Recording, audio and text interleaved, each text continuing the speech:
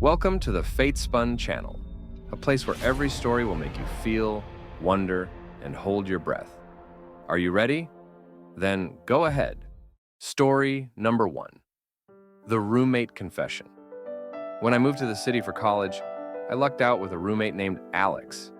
He was the perfect blend of laid back and responsible, the kind of guy who'd cook extra pasta for you after a long day and never complain about splitting the bills. We got along so well that people often joked we were brothers from different mothers. But there was something about Alex that always seemed distant. He was kind, sure, but there was an invisible wall around him. He never talked about his past, and any questions about his family were dodged with a smile and a quick change of subject. I didn't push. Everyone's entitled to their secrets. One night, as we were winding down after a late study session, Alex handed me a beer and sat on the couch. His face looked heavier than usual, like he was carrying something too big to handle alone. "Can I tell you something, man?" he started, staring at the untouched beer in his hands. "Of course," I said, trying to sound as casual as possible, even though my curiosity was piqued. He let out a shaky breath and looked at me, his eyes filled with guilt. "I wasn't completely honest with you when we met." My mind raced. Was he about to admit to some dark crime? Was he using a fake name? Had I been sharing an apartment with a wanted fugitive? Alex continued, "You know how I said my family lives upstate? That I moved here to get some space?" I nodded. "That's not the whole story. The truth is, I don't talk to them. Not because of distance or anything like that, but because I hurt them. Badly." He paused, the weight of his words sinking in. "What happened?" I asked cautiously. "My younger brother, Liam. We were close, but I was always jealous of him. He was the golden child, the one who could do no wrong. One night, we got into a stupid argument. I said things I can't take back, things that made him storm out of the house. He didn't come back." Alex's voice cracked, and he buried his face in his hands. "He got into a car accident that night. Died on the spot." I didn't know what to say. "My parents couldn't look at me after that," he whispered. "I couldn't blame them.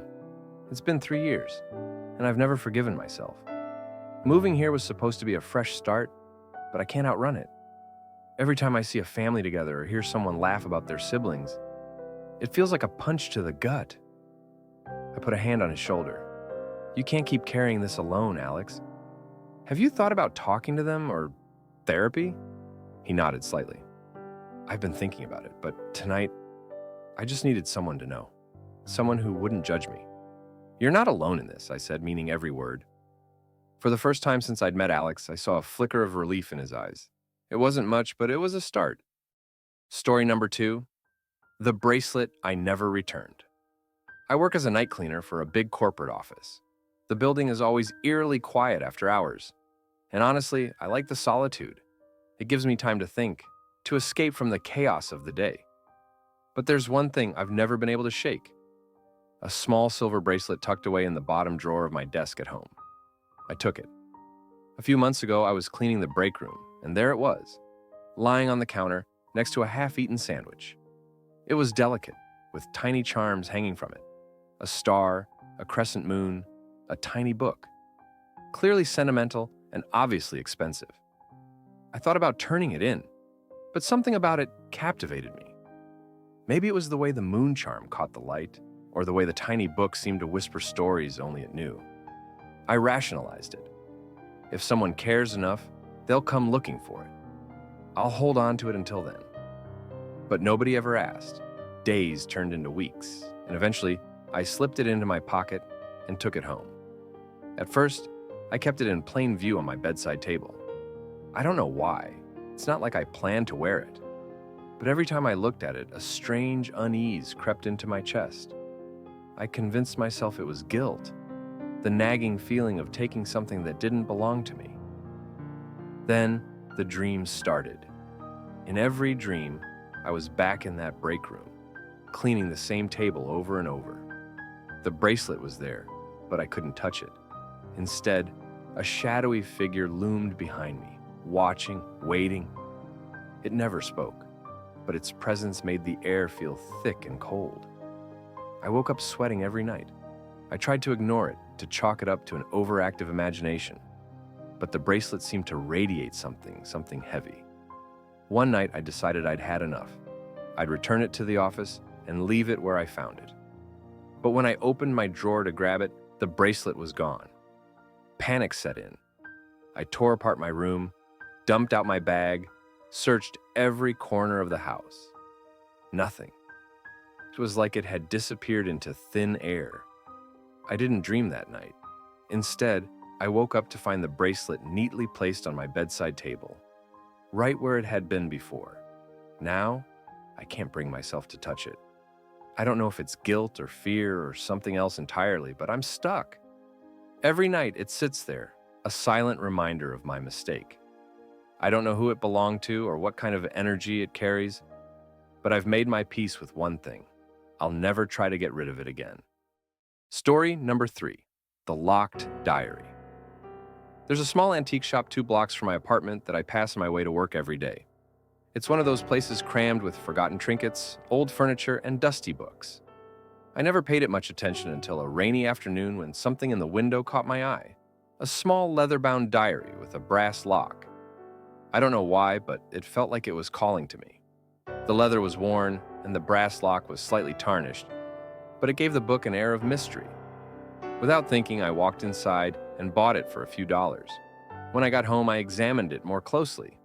The lock didn't have a key, but I figured it wouldn't be too hard to pick open. I grabbed a paperclip and fiddled with it for a while until it finally clicked. The lock sprang open and I flipped to the first page.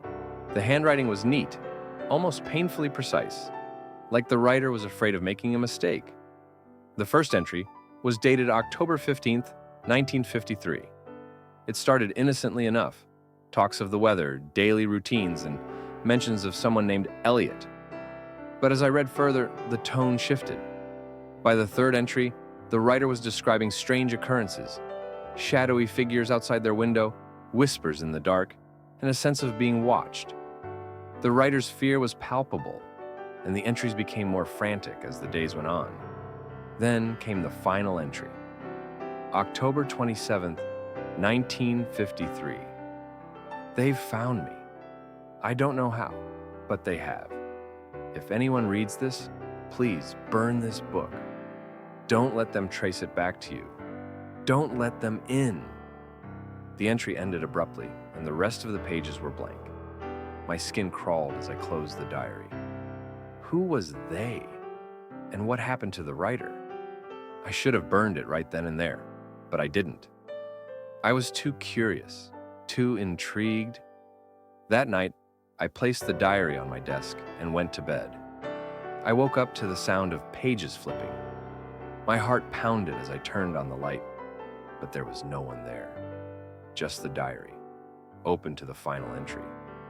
The next morning, I tried to get rid of it. I threw it in the dumpster behind my building, but when I got home, it was sitting on my desk again. Now, it won't leave me. I've tried burning it, burying it, even leaving it miles away, but it always finds its way back. And the strangest part? New entries have started appearing in the same neat handwriting. They're about me. Every detail of my day. Every thought I didn't say out loud, written in the diary, as if someone or something is watching.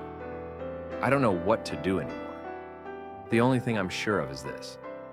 Whoever they are, they've found me too. Thank you for watching the video. Subscribe to the channel, like it, and don't forget to leave a comment. See you in the next video. Good luck!